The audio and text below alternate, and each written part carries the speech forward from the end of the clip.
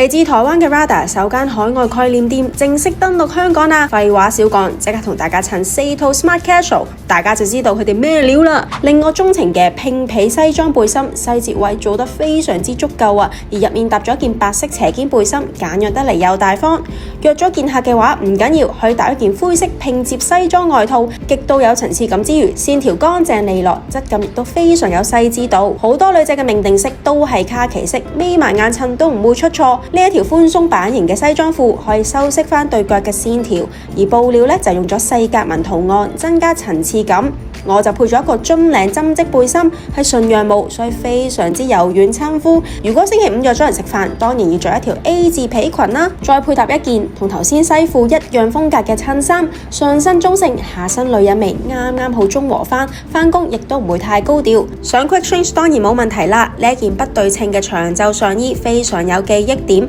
佢做到單質露肩，少少性感得嚟又有隨性，好慵懶又有悉心打扮嘅感覺，我真係非常之中意啊！